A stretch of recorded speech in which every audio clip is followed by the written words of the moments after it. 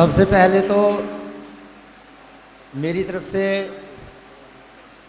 Chief guard साहब, general secretary साहब, national secretary साहब, तमाम बहादुर जेसीयू साहबान, वीर नारी और तमाम अरेवा असम राइफल से संबंधित सभी को मेरी तरफ से, क्योंकि मैं इस समय यूपी सेक्रेटरी की जो है मेरे को जिम्मेवारी दी है, मैं आप सभी का यहाँ बटाला एजीएम बल्ले बल्ले में हार्दिक स्वागत करता हूँ। जो अरेवा ऑल इंडिया में जो वोट बैंक के बारे में साहब जी ने बताया है, ये इन्होंने गूगल के ऊपर जो खोला हुआ है। मैं क्या करता हूँ कि जो मेरे क्षेत्र के जितने भी गांव हैं, मैं जैसे हम लोग नागालैंड मणिपुर में गांव बूढ़ा बोलते थे ना जिसको, मैं सबसे पहले हमारे क्षेत्र में उसको ग्राम प्रधान बोलते हैं, पंजाब में उसको सरपंच बोलते हैं। तो मैं सबसे पहले, क्योंकि 50 साल हो गए हमारे को यूपी में रहते रहते, मैं सभी एक एक करके गांव के मुखिया से मिलता हूं।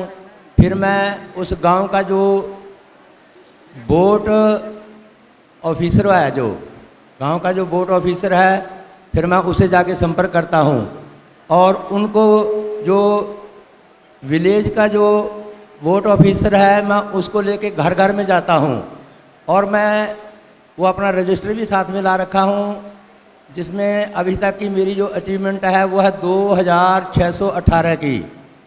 और मैं आप सभी से ये वादा करता हूं कि 30 नवंबर तक मेरी कोशिश रहेगी कि ये 5000 से लेकर के इसको 10,000 तक पहुंचाया जाए, क्योंकि बहुत सारे गांव हैं।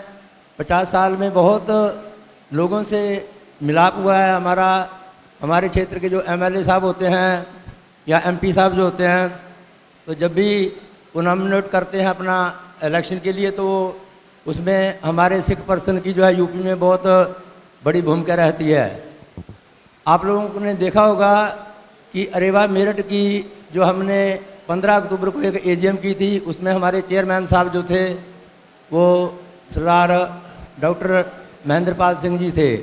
और बहुत सारे अभी मेरे 2 गांव हैं, इन 2 गांव में मैंने अभी बिल्कुल संपर्क नहीं किया। मैं अपने गांव से करीब करीब 20-25 किलोमीटर जो मेरे जानकार हैं, मैं वहां जाता हूं कि अपने गांव वालों को मैं कभी भी जो है इस मुहिम में जोड़ सकता हूं। तो इसी तरीके से बहुत सारों का मेरे पास नंबर है और बहुत सारों का मेरा नंबर आप लोगों के पास होगा।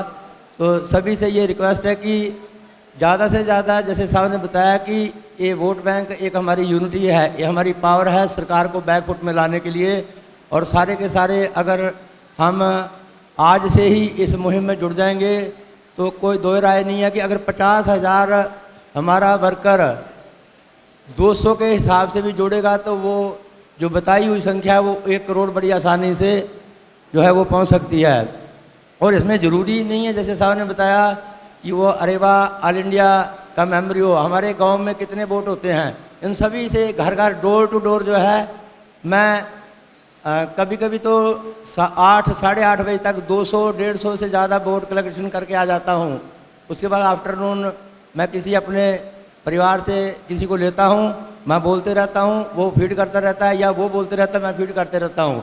और प्रतिदिन की जो मेरी जो रिपोर्ट है वो हमारी यूपी अरेवा ग्रुप में मैं चढ़ा देता हूँ। और मैं समझता हूँ कि ये हमारे लिए बहुत ही ज़रूरी है। और अगर सारे के सारे मिलकर के इसमें सहयोग करेंगे तो ये 1 करोड़, भारत की कितनी जनसंख्या है, 145 करोड़ है, तो क्या हम उसका फ़ायदा नहीं उठा सकते? कि हमारी ये मजबूरी है। मैं उनको सबको बताता हूँ जा कर के कि हम लोगों को जो है ड्यूल कमांड में रखा गया है, दोहरे नियंत्रण से हमारी मुक्ति। यानी कि मैं उनको घर घर जाके साहब की वीडियो भी सुनाता हूँ और अपने से भी बोलता हूँ कि हो सकता है कि इन फ्यूचर आपके परिवार में से कोई असम राइफल में चला जाए, आपकी बेटी चली जाए, आपका बेटा चला जाएगा, आपका पोता चलेगा, नाती चला जाएगा।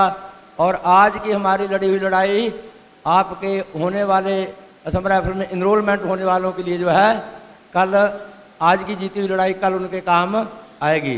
तो यही है मेरा वोट बैंक कलेक्शन करने का तरीका। सबसे पहले मैं संपर्क करके साहब का उनको हिंदी वाला जो वीडियो है वो सुनाता हूँ और कुछ मैं उनको अपनी तरफ से प्रेरित करता हूँ और सारे के सारे जो है मेरे साथ जुड़ जाते हैं। और मेरी आप सभी से रिक्वेस्ट है कि आप लोग हम लोग सारे के सारे इस अरेबा को जो आज हम एकत्र हुए हैं, दीमापुर ट्रांजिट कैंप इम्फाल में मिलते थे और आज बटाला में, एक बार फिर आप लोगों का सबका हार्दिक स्वागत है। इसी के साथ जो है मैं समझूंगा कि जो वोट बैंक है उसको हम ज़्यादा से ज़्यादा एकत्रित करें और इस मुहिम को सरकार को जो है अभी 2024 में इलेक्शन में बैकफुट लाने में हमारा ये बहुत ही एक हथियार के रूप में काम आएगा। धन्यवाद।